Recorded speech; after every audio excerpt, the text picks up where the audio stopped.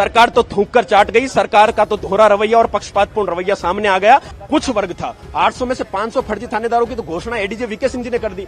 सोचिए, जांच एजेंसी का शख्स ये कह रहा है, डायरेक्टर ये कह रहा है कि इसमें तो फर्जियों की संख्या बहुत ज्यादा है, फिर भी सरकार मानने को तैयार नहीं। सरकार ने अपनी सब कमेटी की रिपोर्टें बदल दी। जोगाराम जी तो यहां तक कहते थे ऐतिहासिक फैसला देंगे, लैंडमार्क जजमेंट देंगे, हफ्ते भर में गुड न्यूज आएगी। आएगी कब? सरकार तो थूक कर चाट गई। सरकार का तो दोहरा रवैया और पक्षपातपूर्ण रवैया सामने आ गया। सर, पूरे प्रदेश में खुशी का माहौल है। ये विकास बिदुड़ी की, हनुमान बेनीवाल की, किरोड़ीलाल की जीत नहीं है, पूरे प्रदेश के नौजवान साथियों की जीत है। और जिस तरह सरकार की तानाशाही, सरकार का हठधर्मितापन रवैया हारा है और प्रदेश के नौजवानों की जीत हुई है। सरकार तो अंतिम समय तक यह कहती हुई नजर आई कि पेपर लीक नहीं हुआ, पेपर आंशिक रूप से लीक हुआ, और जबकि पेपर तो हरियाणा गैंग तक पहुंच गया। पारिवारिक तौर पर पैकेज जिसमें मिल गए, तस्कर, कबाड़ी वाले, ट्रक ड्राइवर, तमाम लोग फर्जी थानेदार बन गए और आरपीएससी के 2-2 सदस्य जेल की सलाखों के पीछे चल गए। उनके बच्चे थानेदार बन गए।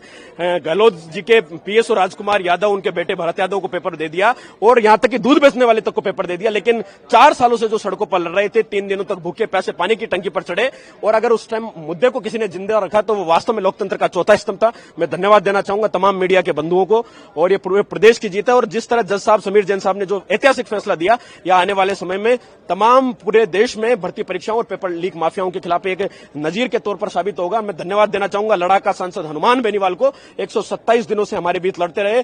उससे पूर्व जननायक डॉक्टर किरोड़ीलाल जी, जो सड़कों पर संघर्ष करते रहे। जब रात को 12 बजे कविता शर्मा मुझे गिरफ्तार करने आई तो सबसे पहले वो शख्सियत पहुंची। और जिस तरह हमने 4 साल बदस्तूर सरकार के खिलाफ लड़ाई लड़ी, कई मुकदमे झेले, लाठियां खाई और सड़कों पर संघर्ष किया, लेकिन आज बहुत खुशी का दिन है। और तमाम रूप से मैं सभी मीडिया बंधुओं को तहे दिल से धन्यवाद देना चाहूंगा। सर, पूरे प्रदेश में खुशी का माहौल है। ये विकास बिदुड़ी की, हनुमान बेनीवाल की, किरोड़ीलाल की जीत नहीं है, पूरे प्रदेश के नौजवान साथियों की जीत है।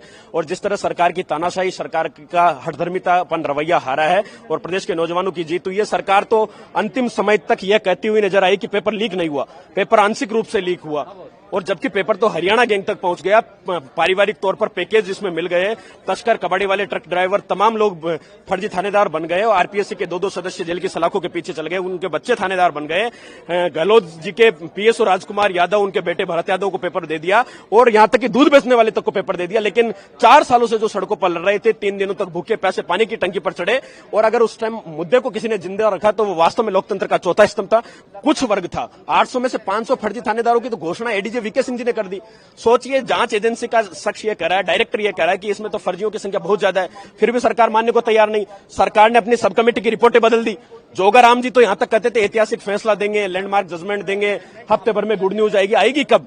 सरकार तो थूक कर चाट गई। सरकार का तो दोहरा रवैया और पक्षपातपूर्ण रवैया सामने आ गया। लेकिन अगर जीत हुई तो माननीय न्यायपालिका के समक्ष युवाओं का विश्वास आज बरकरार हुआ, और युवाओं के लिए माननीय समीर जैन साहब को बहुत बहुत पूरे प्रदेश के नौजवानों की तरफ से धन्यवाद देना चाहूंगा। धन्यवाद देना चाहूंगा ओपी सोलंकी जी को, हमारे अधिवक्ता आरपी सिंह जी को, हरिंदर नील जी को, किरोड़ीलाल जी को, जननायक हनुमान बेनीवाल। देश दुनिया की ताजा खबरें और वीडियोस के लिए अभी डाउनलोड करें पत्रिका ऐप।